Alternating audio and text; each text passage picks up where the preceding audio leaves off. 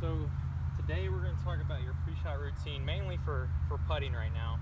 I know last time you kind of mentioned you didn't have any kind of routine for your full swing. So we're going to get to that. We're going to get you one. But you did mention you had one for your putting. So how we're going to start this off is I want you to show me your routine. We're going to talk about it. We're going to talk about the advantages of it, the disadvantages of it.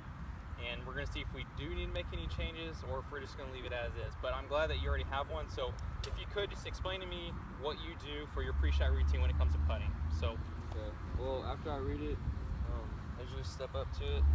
So let me rewind you already. Okay. Go ahead and give me more information for how you read it. So Okay. I want to hear the full process. I want to hear everything about it. After I step back and look at kind of which way the slope's going, I'll go over here to the side of it. Okay.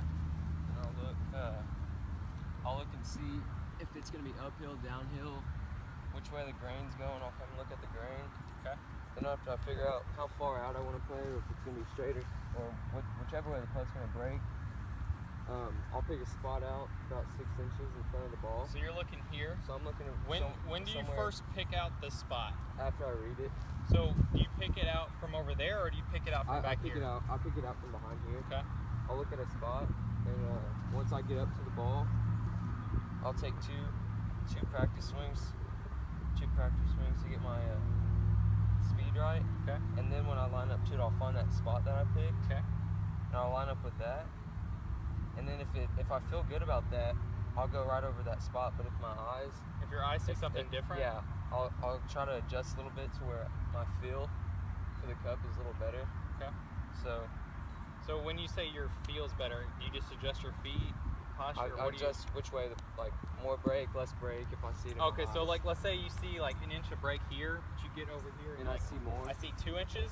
I'll play it more. You'll adjust, or do you restart, or you just go with it? I'll adjust right here. So you adjust, you base everything, your most important piece of information comes from when you're right here. Yeah. Okay. So when I get over the ball, I'll take my 2 practice swings. I'll get over the ball, look at that spot, line it up with that spot. Probably look twice at the hole, maybe a third time. Then I'll roll it. So to me, I mean, obviously it's a really good routine. You do almost everything that I'd recommend. The one thing that we can at least talk about and decide if you want to attack it or not is, it sounds like the most important piece of your information comes right before you pull the trigger. Yeah. Now, when you're reading the putt, that stuff's important, but it's not near as important as when you get your eyes over. Yeah. So this is just an idea. What if you start your reading process of getting your eyes over the putt first, and then look, and then taking the extra information and base your extra information on what you felt initially? Yeah. Because if this is the most important piece, why don't you start here, read it. You can either get here, or you kind of do what some of the players do. You can kind of get halfway. I like doing this every once in a while because most of the breaks is going to happen here. It's not going to happen here, especially when the pace is quick. So I would play around with the idea of setting up first and act like you're going to putt it. Make your prediction, make your read, and then go into your normal process. That's the only thing I would add to it, because everything else looks really good. So let's go ahead and pick a different putt. Let's go a little bit. Let's go over here. Get something. Let's just go over here. This one breaks a little bit different. So read this putt, but initially start with the setup and then go back to your normal routine.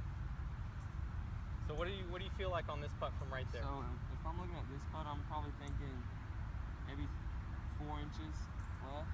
Okay. And then I'll go into it and read it. So go ahead and see if you can confirm that now, because that's your big prediction. And all this is right now is just confirmation. And you're going to change that. It's a lot easier to trust it when you know what you're going with initially, and you have more data now. So to me, it doesn't look like 4 inches. So does it look different now? Not really. Or you're still going to trust it with the 4? I'm going to trust it with the 4. Maybe I might play 5. Okay, well, there you go. As long as you feel that your first read is good, then that's the one you got to go with. Got that spot. Got that thing on. Okay.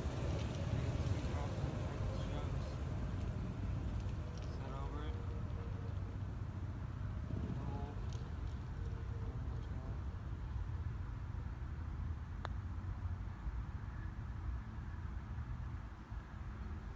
hit pushed- right I where you pushed wanted that to. one, but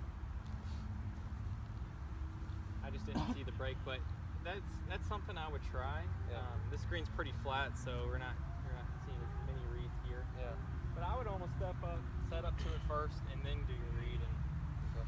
I think that will help you trust it because I do the same thing. I'll read a putt and I'll get up to it, and it will look completely different than when I read it. Yeah. So I think if you did it backwards, it would at least confirm your main read, and you would trust it a lot more. So that'd be the only thing I'd add. But other than that, it looks really